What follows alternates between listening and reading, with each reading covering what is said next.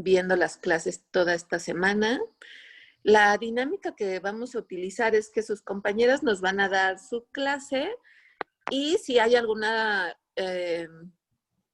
comentario, lo hagamos a la par, ¿no? O sea, si le quieren hacer un comentario a ella, me dicen su nombre o dicen su nombre y ya hacen los comentarios. Espero que todos hayan leído. La verdad es que las clases tendrían que ser únicamente como para resolver dudas, porque si se dan cuenta los temas pueden llegar a ser muy grandes. Entonces, darlo en 1 o 2 horas es realmente difícil. Entonces, les recomiendo que lean sus clases. Obviamente nos vamos a apoyar con la exposición de sus compañeros, pero sobre todo que ustedes ya tengan comentarios y todos aprendamos. Ajá. ¿Tienen algún comentario, duda antes de empezar? ¿O sugieren alguna otra cosa?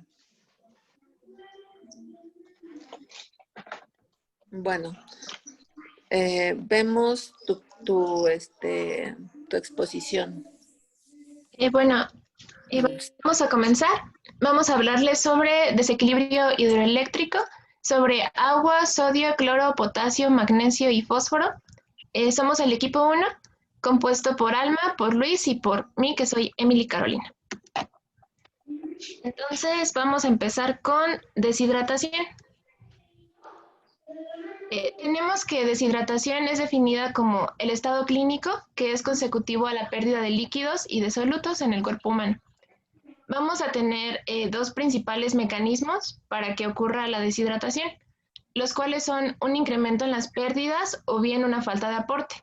En el incremento de las pérdidas pueden ser pérdidas tanto intestinales como extraintestinales.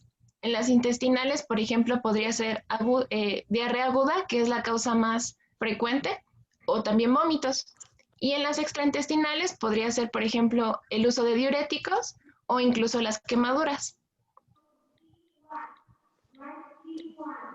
En esta diapositiva podemos ver la distribución de líquido en el cuerpo según los grupos de edad. Como podemos observar, en los recién nacidos, el líquido corporal total es aproximadamente un 78%. Esto en comparación con un adulto, pues es muy grande, porque en un adulto tenemos que sería un 60%.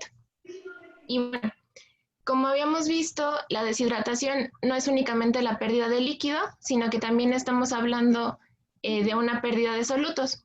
Por lo tanto, vamos a tener alteraciones en la osmolaridad que van a depender de estas pérdidas. Si tenemos una mayor pérdida de solutos que de líquido, o bien si es viceversa, que sea una mayor pérdida de líquido que de solutos. Pero esto lo vamos a ver un poco más adelante. Ahora, hablando sobre la distribución del agua corporal total, está distribuida en distintos compartimentos. Vamos a tener un compartimento intracelular y un compartimento extracelular. El extracelular, a su vez, se va a dividir en el agua transcelular, en plasma y en el intersticio. La mayor susceptibilidad que tienen los niños a la deshidratación va a radicar sobre todo en las características de este espacio transcelular. El espacio transcelular, bueno, como vimos, es una parte del líquido extracelular. Está constituido principalmente por los líquidos del tubo digestivo y a pesar de que solamente constituye el 2.5% del agua corporal total, debido a la proporción de agua que es excretada y que posteriormente es reabsorbida por el tubo gastrointestinal, digamos que esta proporción al final del día va a sumar muchos litros. Por lo tanto, una interrupción en esta reabsorción va a conducir a una rápida depleción del volumen extracelular. También tenemos que el lactante va a tener una mayor velocidad de recambio de los líquidos corporales que están contenidos en este espacio. Por lo tanto, vamos a tener una depleción del volumen extracelular a expensas de la pérdida del volumen transcelular. En esta diapositiva podemos observar la proporción del recambio de agua que es necesaria para mantener un balance hídrico en el volumen extracelular. Primero, en un adulto de 70 kilogramos, en el que su líquido extracelular es aproximadamente del 20%, que constituiría 14,000 mililitros, tenemos que para mantener este balance hídrico debe haber un ingreso y un egreso aproximadamente de 2,000 mililitros, lo que sería una séptima parte de todo el líquido extracelular. En cambio, en un lactante de 7 kilogramos, en el que su líquido extracelular es del 30%, y esto sería aproximadamente 2,100 mililitros, tenemos que el recambio de agua necesario para mantener el balance hídrico sería de 1,000 mililitros en cada ingreso y egreso, que esto constituye, como podemos ver, prácticamente la mitad del líquido extracelular total. Por lo tanto, en una enfermedad diarreica en la que disminuyamos este ingreso y aumentemos el egreso, vamos a tener una rápida repercusión en el volumen del líquido extracelular. Por eso es que tienen una mayor predisposición a la deshidratación. Ahora tenemos criterios para clasificar este estado clínico, los cuales son la pérdida de peso y los niveles de sodio en plasma, es decir, los solutos. En función de la pérdida de peso, tenemos que una deshidratación leve es aquella en la que haya una pérdida de peso menor al 5%. Una deshidratación moderada es en la que haya una pérdida de peso del 5 al 10%, y una deshidratación grave sería una pérdida mayor al 10%. En cuanto a la osmolaridad, tenemos Ahí quiero hacer algún comentario. Sí. Esta pérdida de peso varía de acuerdo a la edad del paciente. No es diferente en un lactante y es diferente en niños mayores. ¿Qué porcentaje pierdo en el lactante y en los niños mayores? Porque aquí lo que me estás dando es generalmente en un lactante. Y en niños mayores es diferente. ¿Cuál sería? ¿Tienen el dato alguien? Yo lo tengo. A ver. En los niños mayores, que por lo regular es mayores de 35 kilos, encontré que es el 3%. ¿De cuántos kilos me dijiste? De 35. Ok. Decía que es la deshidratación leve es 3%, la deshidratación moderada es del 6% y la deshidratación grave es de 9%. Exacto, sí, pero el lactante lo vamos a considerar en menores de 1 año de edad, y entonces y vamos a tener esta clasificación que nos pone su compañera, del 5, del 10 y del 15. Y mayores de 1 año de edad, que ya no sería un paciente lactante, sería del 3, leve, moderado y severo, sería 3, 6 y 9%. Ajá. Porque si se dan cuenta, la distribución de agua por grupos de edad es diferente. Entre más pequeño sea el niño, tengo mayor cantidad de líquido. Ajá. Entonces, es por eso que los porcentajes van a cambiar. Ok. Síguele nuevamente. Ahora, en cuanto a la osmolaridad, como les había comentado, va a cambiar dependiendo de la pérdida de solutos y de líquido. En una deshidratación isotónica, que es la más frecuente, esta está asociada a gastroenteritis aguda, tenemos que va a haber una pérdida proporcional de líquidos y de solutos. En cambio, en una deshidratación hipertónica, que es la que le sigue en frecuencia, vamos a tener que haya una mayor pérdida de líquidos que de solutos, como observamos en esta tabla. Y finalmente, en una deshidratación hipotónica, vamos a tener una mayor pérdida de solutos que de agua. También esto nos va a hablar del compartimento de agua que se ve afectado. Si es una deshidratación hipertónica, se va a afectar el compartimento intracelular, mientras que si son deshidrataciones isotónicas o bien hipotónicas, se va a afectar el compartimento extracelular. Aquí tenemos algunas características como un resumen. Y bueno, como les mencionaba, la deshidratación hipotónica, vamos a tener una mayor pérdida de sodio que de agua. Aquí la osmolaridad pues se va a ver disminuida, va a haber también una disminución de la volemia y está relacionada con las deficiencias suprarrenales y también con gastroenteritis aguda, que esté también a su vez asociada con una pérdida de sales. En las deshidrataciones isotónicas, como les mencionaba, estas están relacionadas con una gastroenteritis aguda Y las deshidrataciones hipertónicas van a estar relacionadas con el aumento en la ingesta de soluciones que sean que tengan elevadas concentraciones de sodio. Bueno, el diagnóstico para esta entidad es fundamentalmente clínico. Va a estar basado tanto en la historia clínica como en los signos y síntomas que encontremos en nuestro paciente. En nuestra historia clínica es importante que preguntemos por el tiempo de evolución del cuadro, el tipo y el volumen de las pérdidas producidas y, por ejemplo, si son vómitos o bien deposiciones, el grado de diuresis, que nos puede hablar sobre la deshidratación, si es que ha recibido algún tratamiento, y la existencia de otros signos asociados, como la fiebre, la sudoración o la sed. Se menciona que los 3 signos con mayor especificidad y sensibilidad son el llenado capilar prolongado, la disminución de la elasticidad de la piel y una alteración en el patrón respiratorio. Sin embargo, ningún signo de forma aislada va a tener suficiente especificidad ni sensibilidad para darnos el diagnóstico. Ahora, las manifestaciones, como hemos visto, van a depender tanto del espacio corporal afectado como del grado de deshidratación. Y aquí tenemos lo que nos mencionaban, la diferencia en la pérdida de peso, que en lactantes sería de 5, del 10 y del 15, mientras que en niños considerados mayores sería de 3, de 6 y del 9. Y bueno, tenemos aquí marcadas las que se consideran los signos más importantes, como el llenado capilar, que en una deshidratación leve sería menor a 2 segundos, en un grado moderado sería de 3 a 5, y en un grado severo sería mayor a 6 segundos. En cuanto a la turgencia o elasticidad de la piel, en una deshidratación leve sería normal, en una deshidratación moderada sería disminuida, y en una deshidratación severa no encontraríamos esta turgencia de la piel. Y bueno, todos estos síntomas y signos los vamos a poder apreciar cuando las pérdidas de agua y de electrolitos sobrepasen la máxima capacidad de reabsorción renal compensatoria. Y bueno, también, como habíamos visto, van a afectar el espacio corporal afectado.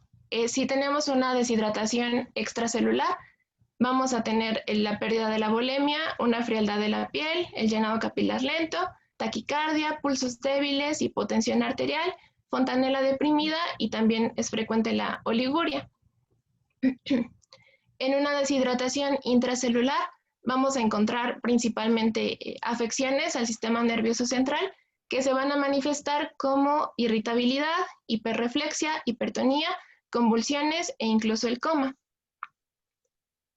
Y bueno, también se menciona que la pérdida de peso es el mejor indicador para estimar el grado de deshidratación y podemos utilizar otras escalas como la escala de Corlick para calcular este grado, que nos habla básicamente de todos estos signos que hemos visto. Y una deshidratación leve sería que haya 2 manifestaciones clínicas de 1 a 2. Una deshidratación moderada sería que haya de 3 a 6 manifestaciones clínicas y una deshidratación grave sería de 7 a 10. Y bueno, nuestro diagnóstico va a ser fundamentalmente clínico, sin embargo, podemos hacer pruebas complementarias. Niños, esperen. Les hago algún comentario. Entonces, por lo que nos está comentando su compañera, la deshidratación la podemos clasificar de acuerdo a signos clínicos, la podemos clasificar de acuerdo a la pérdida de peso y la podríamos clasificar de acuerdo específicamente al componente del sodio. Lo mencionó su compañera, ¿la mejor clasificación cuál es? La del peso, dijo. La del peso, la pérdida exactamente. del peso. La que nos pudiese orientar más es la clasificación de pérdida de peso. Sin embargo, ¿qué sucede la gran mayoría de las veces? Que los papás, que yo para hacer la clasificación de pérdida de peso, tendría que tener un peso previo, ¿están de acuerdo? Tengo que tener un peso previo para calcular en este momento cuánto el niño ha perdido. Y la gran mayoría de los papás desconocen un peso previo. Y entonces, ¿qué hago? cuando no conocen el precio anterior? ¿Lo inventan? No, No, ¿o qué haces tú como médico? Lo Ay. doy por, paso, dejo por, hay una fórmula en que dice que cada mililitro que pierde corresponde al 10% de peso que perdió. Creo que sí era así. Bueno, pero el punto es de que se puede... Bueno, no, ya no. pues están los percentiles de la OMS en dado caso de que no tuviéramos el peso previo del menor, ¿no? Ah, bueno, pero eso es un mundo ideal. O sea, tú esperarías un peso ideal de tanto. Estaría bien, pero ¿qué tal si el niño no pesaba ese peso ideal? ¿O se usa la clasificación de los signos y síntomas? Pues entonces, si no tengo un peso previo, no pudiese clasificar al paciente cuánto ha perdido, porque tampoco le voy a inventar, ¿verdad? No sería un déficit específico. Entonces, esa clasificación, aunque es la mejor, no la puedo usar. Segundo, como dice su compañera, a lo mejor utilizo los signos clínicos, pudiesen dando leve, moderada y severa. Pero si yo pongo a 3 médicos y les pongo, a ver, veamos el tono ocular de este niño. Alguien me puede decir, el médico número 1 me va a decir, lo veo normal. Y el médico número 2 me va a decir, no, está muy disminuido ese tono ocular. Y el médico número 3 me va a decir, no, pues yo lo veo más o menos, ligeramente. Y a lo mejor le pongo a ese mismo paciente, valoremos la mucosa oral. Un médico me dice, no, yo sí la veo seca. El otro me dice, no, está muy seca. Y el otro me dice, pues bueno, tendrá saliva filante. Entonces, ¿qué está pasando? Todos estos signos son muy subjetivos, ¿están de acuerdo? Exactamente, son subjetivos. O sea, para alguien puede ser que esté, o sea, tomar diferente escala porque lo está valorando cualquier persona, o sea, una persona, y para mí puede, no, pues está a lo mejor leve, al otro está muy severo, ¿no? Entonces, ya tampoco me sirve esa clasificación, ¿están de acuerdo? Porque los signos son subjetivos, va a depender del que está evaluando, el que está haciendo la revisión. Y entonces, ¿qué hago? Entonces, la mejor, ¿mande? Por osmolaridad. Pero pues ¿Cloruro de sodio? acuérdense que eso pues lo tengo que hacer ya cuando tenga pues estudios, ¿no? Y si me llega de urgencia, pues a lo mejor voy a tardarme mínimo 1 o 2 horas para yo tener esos estudios. Entonces no lo voy a poder clasificar hasta dentro de por lo menos 1 hora. Y mientras que le hago, ¿no?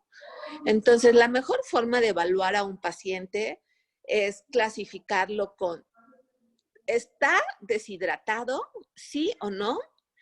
Y después de esa clasificación, ¿está deshidratado con o sin choque? ¿Sí me entendieron todos? Entonces, puedo clasificar a un paciente sin deshidratación o no está deshidratado. Y ese deshidratado puede tener signos de choque o no. A lo que voy entonces es, ¿cuáles serían? Y después de eso, a lo mejor, puedo clasificarlo como un choque compensado o un choque descompensado.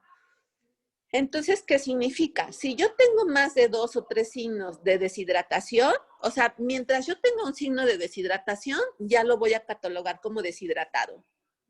Con un signo, o sea, yo ya lo voy a catalogar como deshidratado. Es decir, yo a ese niño lo veo que tiene una fontanela anterior, está deprimida, y está llorando con lágrimas, pero le veo la mucosa oral seca y entonces, y está tranquilo, está alerta a lo que le estoy presentando. ¿Ese niño está deshidratado o no? Sí. Sí. Sí, ya les mencioné como 2 signos de deshidratación. Con 1 o más, ese paciente ya lo voy a clasificar como deshidratado. Ahora, mi segunda clasificación, que va a depender de esto, ¿de qué depende? ¿Qué le voy a hacer, no? ¿Qué tratamiento le voy a hacer? Ya que lo clasifiqué como deshidratado, mi siguiente sería, ¿tiene datos de choque o no? Y entonces les pregunto a ustedes, díganme un dato de choque, datos de choque. ¿Hiporreflexia? ¿Estupor? Ok, a ver, espérenme. Alguien me Hipersensible. dijo ¿Cómo? ¿Hiperreflexia?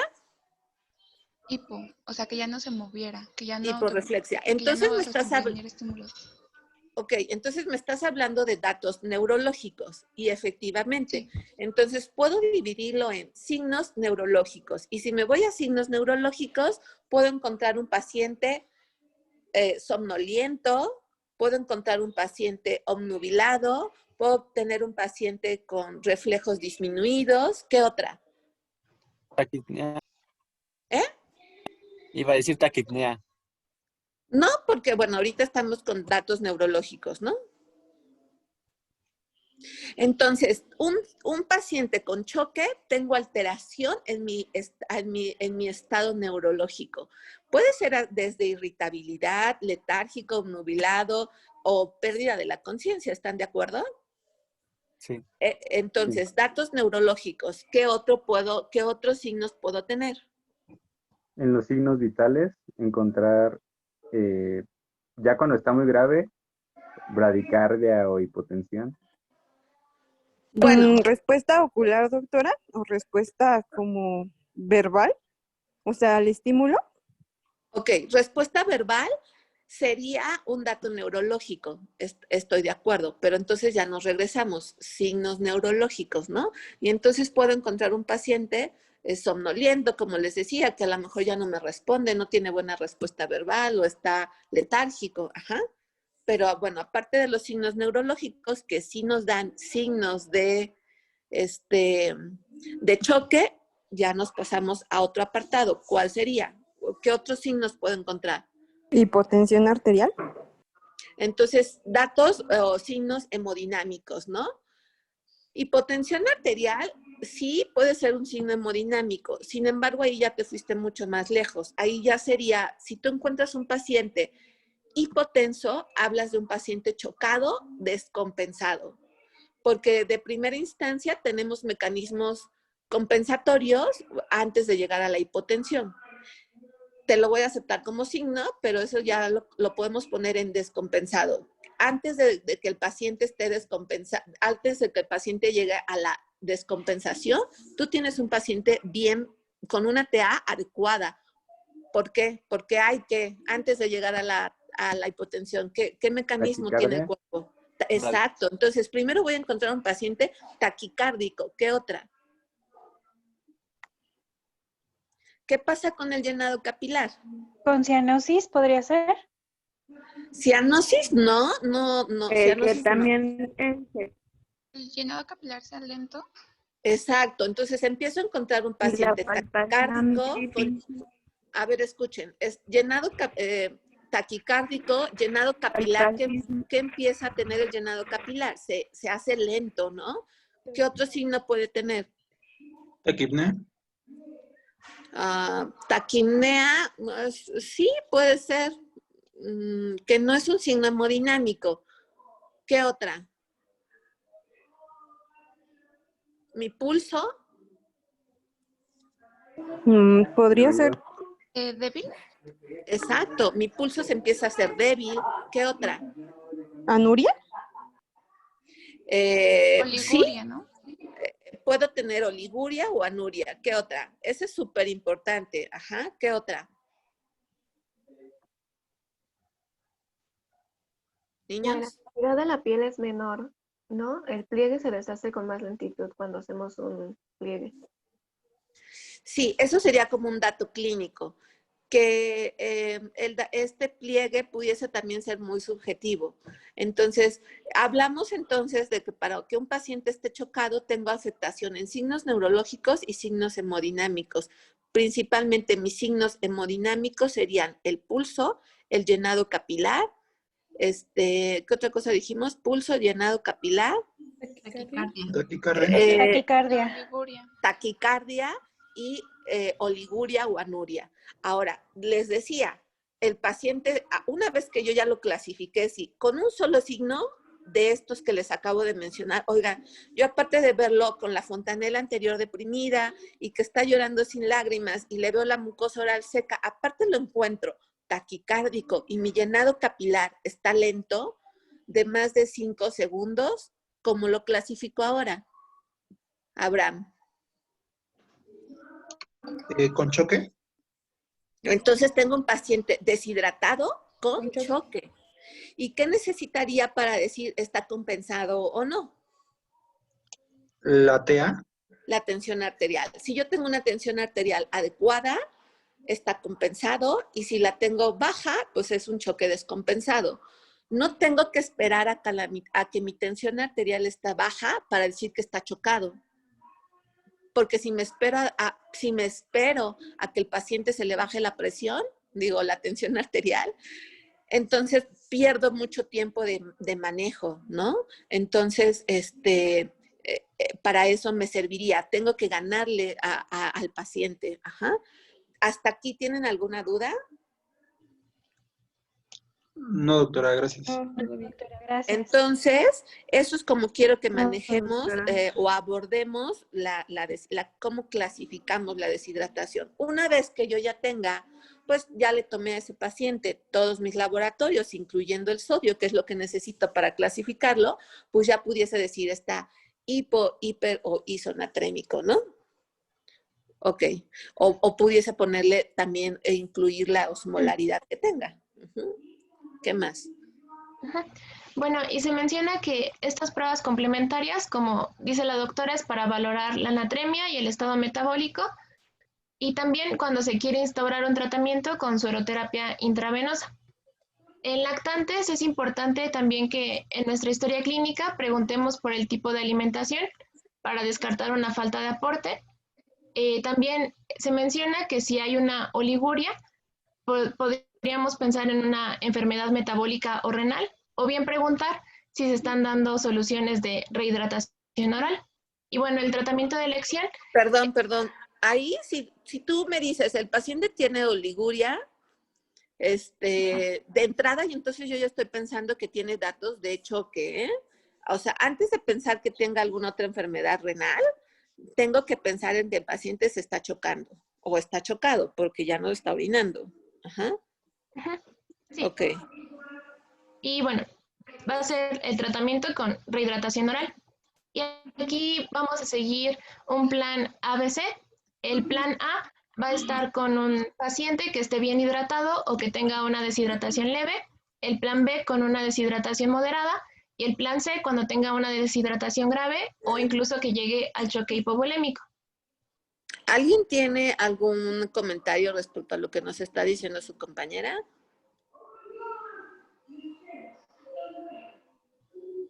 ¿Nadie? Yo quisiera preguntar, bueno, si están mencionando que es una rehidratación oral, ¿qué sucedería con aquellos pacientes que, por ejemplo, ya están inconscientes y que no se les puede brindar este tipo de atención? Justo es por eso que clasificas a tu paciente.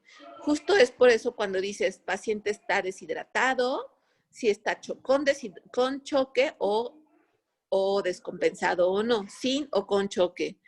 Porque efectivamente no le voy a dar a un paciente que está chocado la vía oral, porque de entrada ya voy a tener datos o signos de alarma neurológica, sobre todo que ya no te va a poder tragar.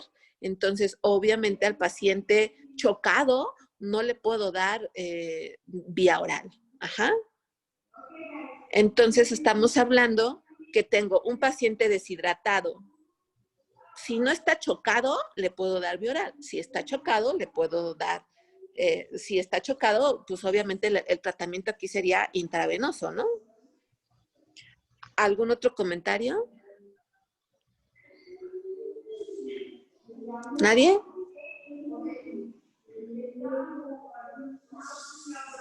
Niños. No, doctora. Ok. Si no hay comentarios, yo empiezo a suponer que nadie lee y que estoy hablando como loquita aquí, su compañera que está exponiendo, pues está, y como ni los veo ni nada, entonces, o sean más participativos en sus clases. Ok.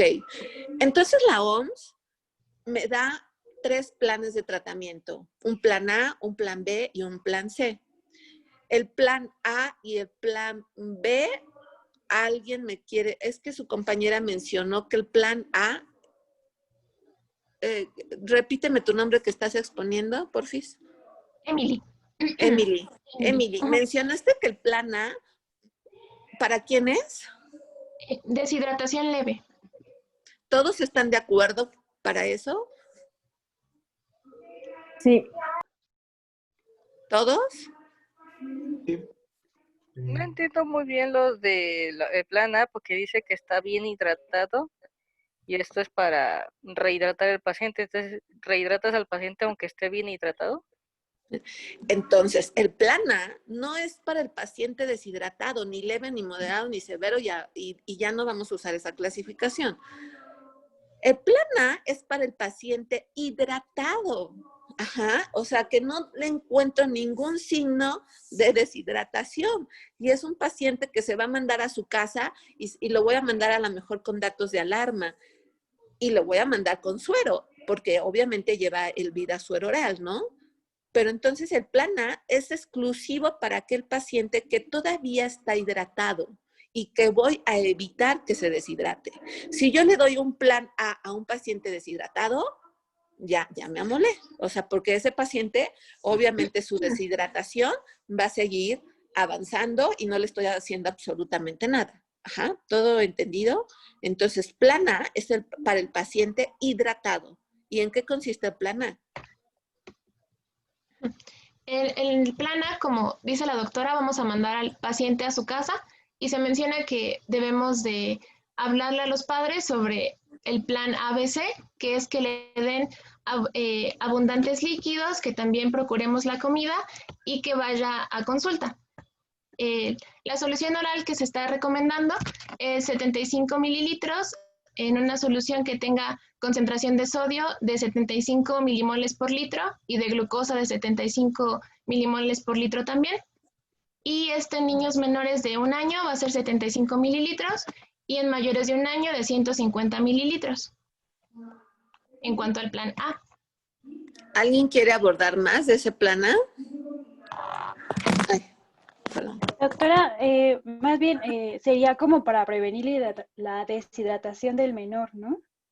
Exactamente. Bueno, yo había encontrado, por ejemplo, si en dado caso es un lactante, no se tiene que suspender la lactancia y, por ejemplo, si se da con fórmula láctea, se les dice que lo diluyan con un poco de más agua en vez del preparado con el polvo.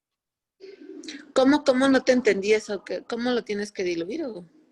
Ajá, o sea que si se les da la alimentación con leche en polvo, al prepararla se tiene que poner más cantidad de agua que del propio polvo. No, eso nunca. Si el bebé está alimentado con cualquier fórmula láctea, la preparación sigue siendo la misma, 1 onza de agua por 1 medida de leche y nunca le altero. Lo que tendrías que hacer ahí en ese paciente es por qué mejor no le ofreces líquidos extra aparte de esa composición de leche o ese aporte de leche que tú le estás haciendo. Ajá, o sea, ok, gracias.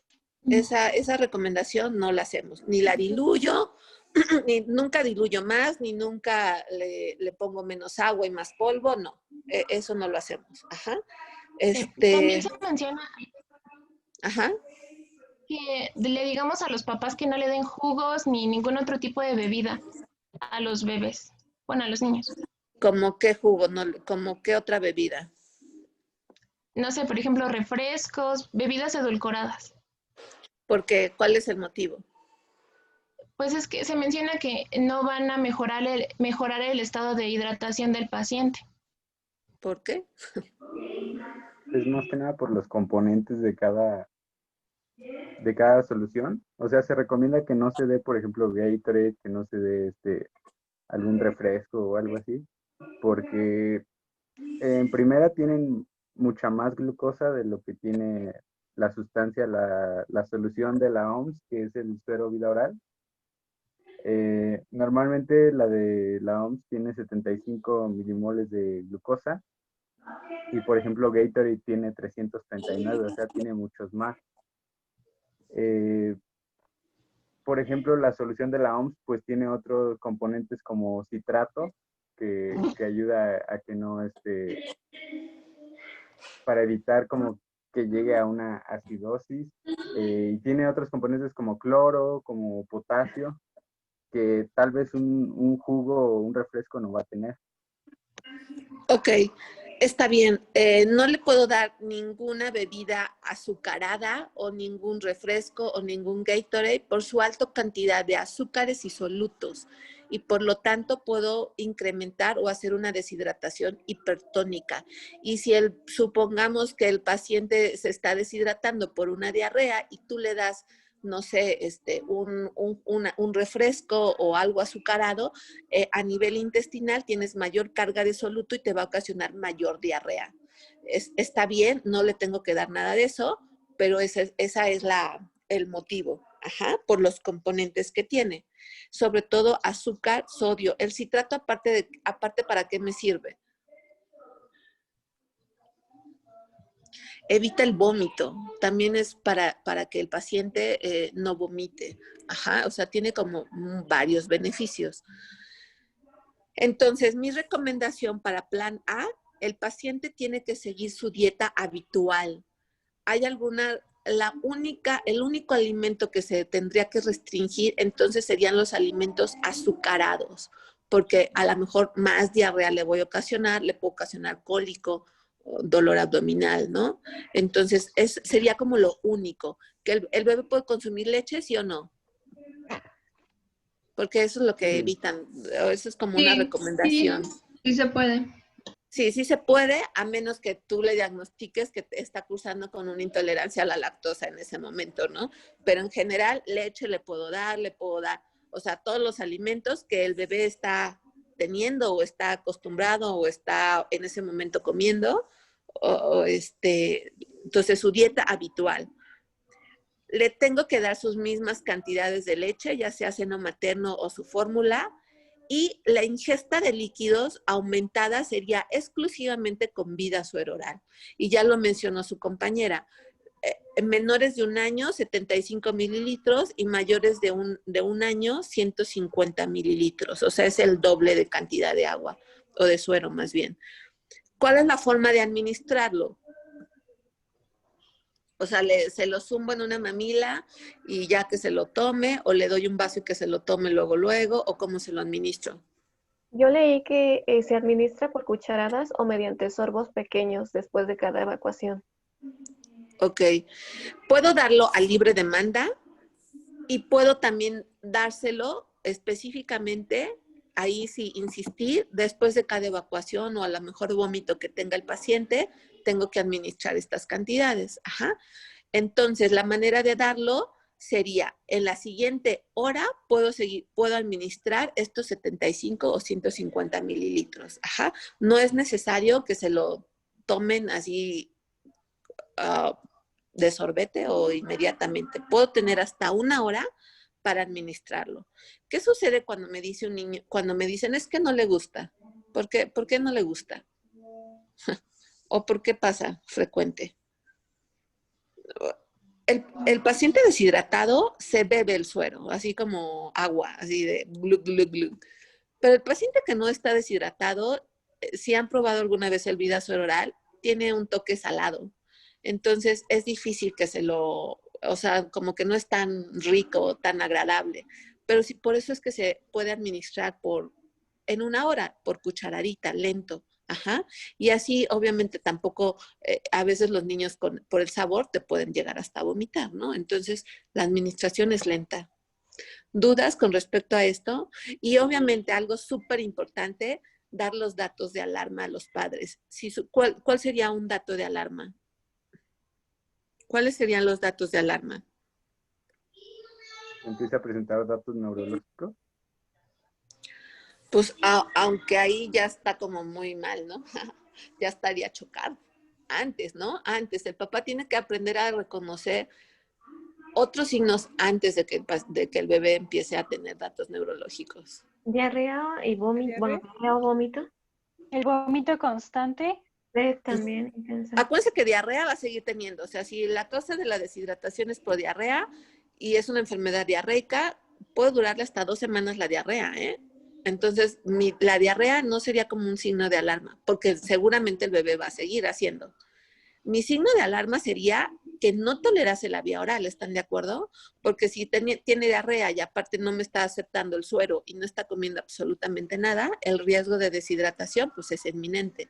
Entonces, primer signo de alarma, que el paciente no tolere la vía oral, que todo lo que yo le esté dando lo esté vomitando, incluyendo su comida, incluyendo el suero oral. Hay que traerlo o regresarlo al hospital. ¿Qué otro signo de alarma? Las fontanelas deprimidas. Empezar a detectar algún signo de deshidratación. Si usted percibe, o el papá, os enseñar al papá, si usted percibe que su fontanela, su mollera empieza a hundirse, hay que traerlo. ¿Qué otra? Llantos sin lágrimas. Exacto, llantos y lágrimas. ¿Qué otra? Que el paciente de repente se quede dormido o ya no se mueva.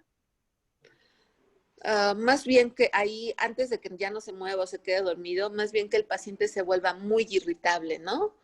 Porque primero es como mucha irritabilidad, llanto inconsolable, y ya conforme va avanzando eso, ya el paciente entonces se vuelve letárgico y ya no responde, ¿no? Antes de que ya no responda, mejor que te lo lleven cuando esté irritable, ¿estás de acuerdo? Ok, claro. ¿Qué más? Algo también importante. Que ya no orine, ¿no? Que ya no haya orinado. Orinando. Exacto, que ya no esté orinando. Eso es un signo importantísimo. Si ya ve usted que ya no empieza, que ya no orina, hay que volverlo, hay que regresarlo. Que su boquita, su lengua esté seca, que se le hunda su fontanela, llanto sin lágrimas, que el ojito se hunda. Son datos que el papá tienen ustedes que enseñarle a reconocer para que inmediatamente lo traiga nuevamente. Fiebre, pues fiebre seguramente va a seguir teniendo el paciente, pero a lo mejor aquí el dato de alarma sería fiebre difícil de controlar, ¿no? Oiga, es que ya lo metí al baño, a la regadera, ya le di su medicamento para la fiebre y sigue con fiebre, o sea, ya me está costando trabajo controlar la temperatura, entonces, pues bueno, sí sería como regresarlo al hospital. Ajá. Ok, ¿dudas del plan A? No, doctora, todo bien.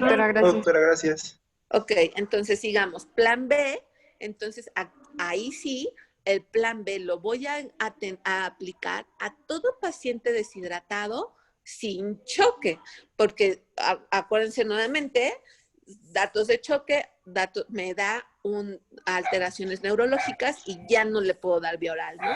Y entonces al paciente deshidratado chocado, sin choque, sí le puedo dar el plan B de hidratación, que ¿cuál sería?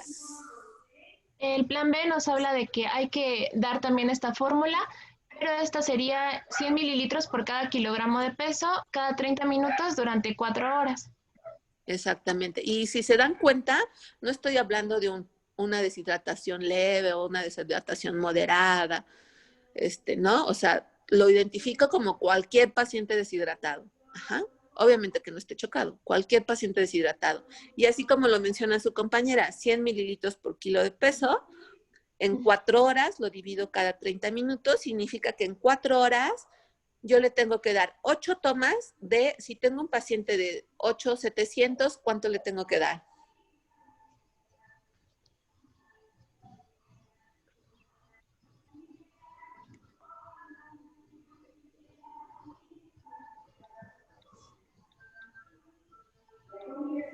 Hey. 870 por cada 30 minutos. ¿Todos de acuerdo? Sí, no, porque son 100 mililitros Sí, por eso kilogramo 100 y pesa se 8 multiplica por el kilos. peso. Entonces, cada 30 minutos, ¿cómo se lo voy a poner? ¿Cuántos mililitros le tocan cada 30 minutos? 870 mililitros. Ok. Yo no lo estoy haciendo, yo no estoy haciendo la cuenta, pero ustedes háganla y digan si todos están de acuerdo, o sea, si coincide la operación. O sea. Pero o sea, esa cantidad que sale es en las 4 horas y se divide en intervalos de 30 minutos o es cada 30 minutos durante 4 Bueno, horas. es que se da cada 30 minutos y obviamente en 4 horas darías 8 tomas, ¿no? Entonces la cantidad que te sale, divídalo entre 8 para que sean cada 30 minutos. Entonces, 8 tomas. 217 mililitros cada 30 minutos durante 4 horas. Ajá. No sé, ahora ya le bajaron. ¿Cuánto fue entonces? Es que de toda la operación, o sea, de 100 mililitros por kilogramo de peso, salen 870 mililitros. Entonces, si lo dividimos entre las 4 horas, sale 217 mililitros. No, porque son en Saldrían 8 tomas, ¿no? Si en son en 8 8 tomas tomas, serían Son entonces se le 108. dan 109 108.75. Exacto, o sea, no hagan tanta operación. Nada más el total entre 8. Y entre 8 me salen 108.75. Así le pongo, dele 108.75. Se lo redondeo, ¿no? 110 mililitros le podemos dar cada 30 minutos. ¿Están de acuerdo? Sí. Sí, doctora. Sí, doctora. Entonces, este paciente evidentemente lo tendría que dejar en su casa o conmigo en el hospital o con ustedes en el hospital. En el En el hospital. El hospital. En el hospital, ¿no? O sea, este paciente, todo paciente deshidratado se tiene que dejar hospitalizado. Y entonces, mis indicaciones para el paciente hospitalizado sería, número 1, vida cero oral, 108 mililitros cada 30 minutos o 8 tomas, ¿no? ¿Me interesa alguna otra cosa que le esté vigilando si estoy en el hospital? Yo he visto que si tiene diarrea, cada que vaya, o sea, cada que tenga un evento de diarrea, se van a administrar 10 miligramos por cada kilogramo, aparte de lo que ya le estamos administrando. ¿Qué le voy a administrar? ¿10 miligramos? Digo, 10 mililitros, perdón, de la misma solución por cada kilogramo. Le voy a administrar vida oral 10 Aparte de lo que ya mililitros. tenía, ajá, 10 mililitros extra por cada kilogramo. No. ¿No? No. No, o sea, tu plan B es ese. O sea, ni más ni menos agua. ¿No? O sea, aunque te haga 10 veces, pues ese es tu plan B en 4 horas. Entonces, ¿qué le tengo que estar vigilando al paciente? Si está mejorando o no. ¿No presión arterial? Que esté ¿Bulimia? Entonces, mi principal objetivo es la evolución del paciente. ¿Qué le tengo que hacer? Control de líquidos. Y mi control de líquidos, la enfermera tendría que estar poniendo cuánto está tomando y cuánto está perdiendo. Mi control de líquidos incluye orina y evacuaciones, ¿no? Y entonces me tiene que estar cuantificando cuánto está orinando, cuánto está evacuando. ¿Cuánto tendría yo que esperar de uresis horaria en un paciente pediátrico? 1 mililitro por kilo de peso por hora. 1 mililitro por kilo por hora. Y de gasto fecal, no hay un gasto fecal esperado, porque pues obviamente varía en todos, ¿no? Pero un gasto fecal que me lleva a la deshidratación sería 10 gramos por kilo por hora. Entonces, ¿qué significa esto? Que yo le tendría que estar cuantificando. Ahorita ustedes me acaban de preguntar, me preguntaron qué tendría que vigilarle, las evacuaciones. Sí, más bien lo que tendría que estar vigilando es su gasto fecal, cuantificarlo. Oigan, es que está ahorita hizo en 1 hora 15 gramos. ¿Voy a seguir con el plan B o puedo escalar a otro plan? Porque si se dan cuenta, si estoy diciendo que 10 gramos me lleva a la deshidratación, 15 gramos, pues bueno, ese paciente le está ingresando más, está perdiendo más de lo que está ingresando, ¿están de acuerdo? Y entonces ahí ya no estoy, ¿cómo se dice? Se me fue. Ya no estoy cubriendo sus necesidades, ya se están aumentando las pérdidas de líquidos y entonces tendría a lo mejor que pasar a otro plan de tratamiento. Entonces, mis indicaciones sería su vida sueroral, como lo acabamos de describir. Número 1, control de líquidos, donde la enfermera me va a hacer el balance, es decir, me va a poner cuánto ingresa, cuánto egresa, tendría que estar vigilando sus signos vitales, ¿no? Porque aparte pudiese tener mayores pérdidas insensibles si el paciente tiene fiebre o se agrega o está teniendo polipnea, ahí va a tener mayores pérdidas insensibles. ¿Están de acuerdo? Sí. ¿Qué otra cosa tendría que hacerle a ese paciente? ¿Revisar los electrolitos? Ok, si tú ya a ese paciente decides que, porque estás de acuerdo que ahorita solamente lo estás manejando como un paciente deshidratado y en plan B, en ningún momento le estás picando, ¿no? O sea, no le estás tomando ningún estudio, ningún laboratorio, nada. Si tú decides que ese paciente no está mejorando, tengo mayores pérdidas, o a lo mejor no está tolerando el suero, a lo mejor no es que esté evacuando de más o tenga más de 10 gramos por kilo por hora, sino que a lo mejor el paciente no está tolerando y ya llevó 1 hora y todo lo que ha tomado lo ha vomitado. Entonces, ahí a lo mejor decido que ese paciente ya requiere de otro manejo y a lo mejor tendría que ser intravenoso y entonces ahí sí pudiésemos tomarle sus estudios, sus laboratorios, ¿no? ¿Sí o no? Bueno, sí, gracias. Sí, doctora. Sí, doctora. ¿Qué otra? Mande. Mande. Tengo una duda. Bueno, no sé si todavía se utilice, pero leí que cuando cuando existe el rechazo a la vía oral o el gasto fecal es elevado, se usa lo que es una sonda nasogástrica de 20 a 30 mililitros por kilogramo por hora, pero bueno, por lo que acaba de decir, ya no estoy segura de si sí o si no se hace todavía. Sí, la OMS tiene la recomendación o nos da la recomendación de que si ese paciente persiste con vómito, el siguiente paso sería la administración por una sonda nasogástrica. Sin embargo, yo nunca le he puesto. O sea, y la rutina es, agredes mucho al paciente poniendo una sonda orogástrica. No sé si alguna vez han visto ponérsela o han visto poner lo que se las hayan puesto a algún conocido. Es súper desagradable colocar una sonda nasogástrica. Entonces, específicamente para rehidratar un paciente, no la ponemos. He trabajado en varios hospitales y nunca lo hemos hecho. Entonces, no. O sea, sí está como recomendación, pero pues bueno, si ese paciente sigue vomitando, mejor ya ponle una vía intravenosa. Pero Okay. sí te lo hace como recomendación la OMS.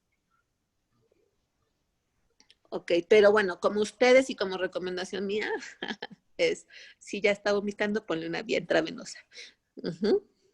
Si de por sí estar enfermo, estar en un hospital, que te estén picando no es tan agradable para el niño, entonces imagínate con una sonda, pues bueno, está más feo, ¿no?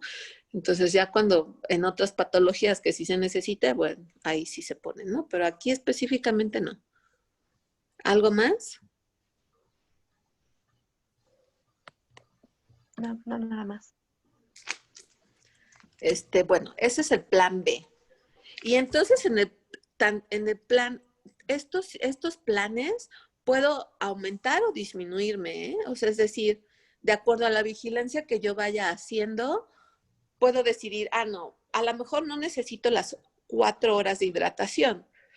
A lo mejor yo a las 2 horas, a lo mejor, puedo estar, como le estoy checando signos vitales, le estoy explorando constantemente a ese paciente, digo, a las 2 horas, oigan, bueno, o sea, ya la fontanela se palpa bien, ya está normotensa, pues como que ya lo veo que está llorando con lágrimas, su mucosa oral está húmeda.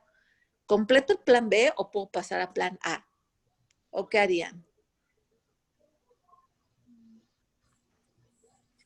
¿Puedo pasar a plan A? ¿Alguien más? Y yo creo que ya se puede pasar al plan A. Ya se puede ir porque pues ya está hidratado. Sí, porque además si no lo sobrehidrataríamos, ¿no? Lo podremos hasta encharcar. Pues no, por vía oral difícilmente te encharcas a un paciente, y más si está funcionando bien su riñoncito y todo, no pasa nada por vía oral. Pero sí, puedo cambiarme a plan A. Si ya veo que ese paciente está hidratado, puedo pasar a plan A. Aunque alguien me dijo, lo daría de alta ya a su casa. Antes de darlo de alta, yo a lo mejor valdría la pena ver si a lo mejor me tolera alguna papilla, ¿no creen? O sea, porque a lo mejor, ya está bien hidratado, pero al momento de darle una papilla en su casa, te vomita otra vez todo. ¿Por qué no le dan chance nada más? Bueno, ya no le doy suero, pídanle una papilla o su alimento, no sé, una dieta blanda y veamos cómo tolera la vía oral, ¿no? Cómo se comporta ese niño. Finalmente no hay prisa de que se vaya, ¿no?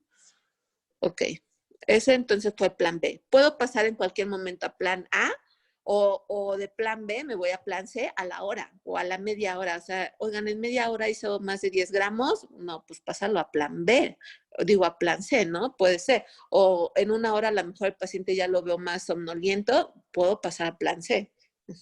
Esto es como dinámico. Y el plan C... En el plan C, esto es cuando ya hay un estado de choque y se dice que se tiene que administrar una solución Hartmann o una solución fisiológica al 0.9%, esto por vía intravenosa en dosis de 50 mililitros por kilogramo de peso durante la primera hora y durante la segunda y tercera hora sería 25 mililitros por kilogramo por hora. Y también la OMS recomienda que se administre solución Ringer lactato o solución fisiológica en dosis de 20 mililitros por kilogramo de peso hasta que se recobre el estado de conciencia y el estado hemodinámico del paciente. Entonces, ¿con qué me quedo? ¿Con 50, con 25 o con 20? No, ya lo último sería cuando, digamos que el paciente demuestre una mejora. Ok, ¿alguien leyó algo más?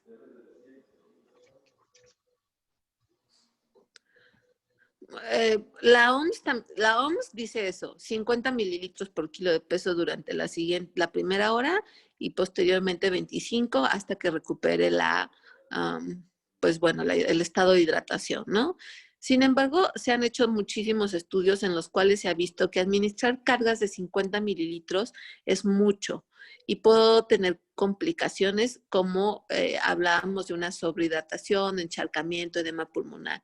Entonces, actualmente se recomiendan cargas, si es un paciente que no es cardiópata, o sea, previamente sano, de 20 mililitros por kilo.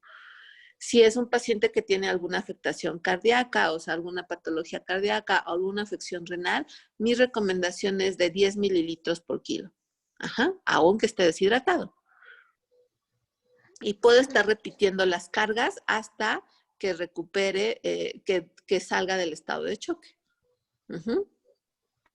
Entonces me quedo con 20 y 10. El niño previamente sano, pues le dejo 20. Sí, doctora. Ok, oigan, vamos a darnos un break. Nos faltan los electrolitos. Bueno, más bien, ¿qué falta? Te fuiste directo al sodio, ¿verdad? Sí. Sí, doctora. Después sigue, bueno, es sodio, hiponatremia e hipernatremia y ya después todos los electrolitos subidos y abajo. Ya no más falta eso. Ya nada más. Ok, nos vemos mañana, chicos. Ya me cansé. Sí, doctora. Está bien. ¿Ustedes no están cansados o no? Sí, ¿O tengo mucha Sí, tarea. estamos desde las 7, doctora. Desde las 5. No inventen. Bueno. Todavía falta una clase. De cardio. No, pues si yo ya me cansé con 2 horas, ya ustedes ya mejor no sé qué van a hacer con tanta clase en línea. Teléfono. Bueno, con ustedes entonces mañana a las 12, ¿está bien? ¿O cómo ven? No, sí, a las 2 está perfecto. Sí, doctora, ahora está bien. Sí, a las 12. Ok, mi equipo, nos vemos a las 9.